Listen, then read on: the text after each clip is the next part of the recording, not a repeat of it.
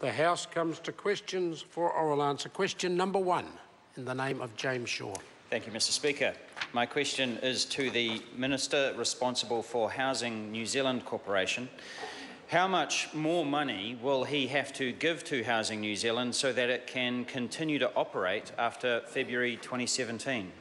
The Honourable Bill English. Mr Speaker, none to allow Housing New Zealand to continue to operate. It can easily do that, and reports that it is, quote, going broke are simply wrong. But as Housing New Zealand ramps up its large-scale building program, of course it may need more government support, because you wouldn't expect an organisation that's been building 300 houses a year to have enough cash on its balance sheet to finance the building of 3,000 houses over a few years. Supplementary. Supplementary question, James Shaw. Thank you, Mr Speaker. Well, in relation to that answer then, what is his plan to ensure that Housing New Zealand has enough finance to build the 30,000 homes that he's promised? The Honourable Bill English. Well, Mr Speaker, the plan is that Housing New Zealand will complete detailed planning of the next tranche of developments, in addition to those that are already underway, such as the 1,000-house Northcote development.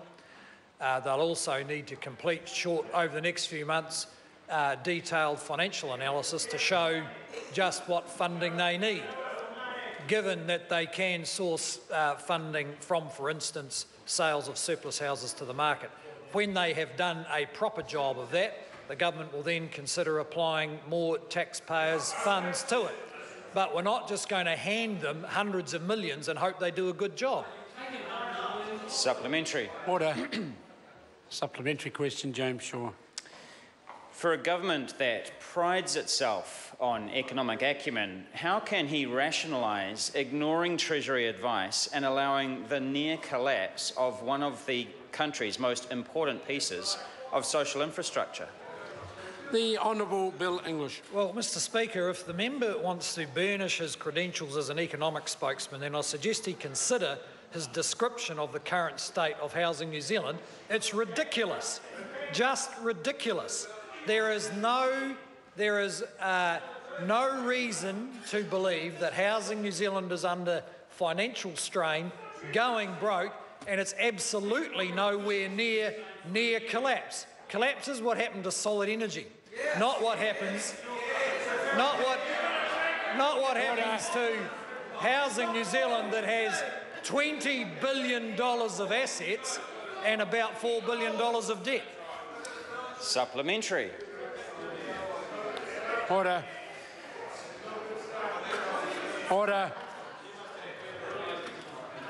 Supplementary question, James Shaw. Well, on that note, does he consider it good economic management to squeeze government entities like Solid Energy, Radio New Zealand, Kiwi Rail, New Zealand Post and now Housing New Zealand to the breaking point? And if so, which government entity is next? The Honourable Bill English.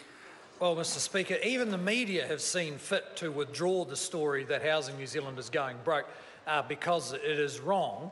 And unfortunately has caused unnecessary distress, particularly to staff of the organisation, who understandably were astounded and bewildered at the assertion.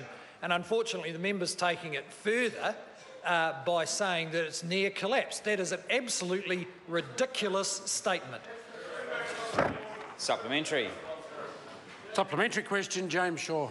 So why didn't he invest more in Housing New Zealand back in 2009 so that it could build houses, provide jobs during the recession, build up housing stock and its balance sheet for when demand inevitably picked up? The Honourable Bill English. Well, Mr Speaker, as I explained to the House yesterday, the government did exactly that, because Housing New Zealand had to run a large-scale rebuilding and repairing program in Christchurch. Now, I know the members of the opposition probably didn't notice the earthquake. They probably didn't notice it.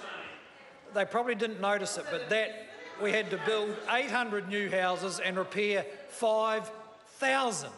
So it was a large-scale building program, and those skills are now being transferred to the Auckland large-scale building program.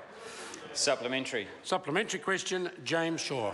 Given the obvious economic drag of the housing crisis, why is he continuing to treat housing primarily as a class of investment asset rather than essential social infrastructure that underpins the country's success? The Honourable Bill English. Well, Mr Speaker, the government, of course, is an owner of a large chunk, in fact, one in every 16 houses in New Zealand. And we're applying ourselves to a probably 10-year program to upgrade the housing and, in fact, redevelop whole communities, such as is happening in Tamaki and could happen in another dozen, 15 or 20 communities around the country. The biggest step forward is that Auckland Council have finally realised that this is an important asset class for the community and for social benefit, and they produced a plan that allows now the supply of more housing as is required. Supplementary.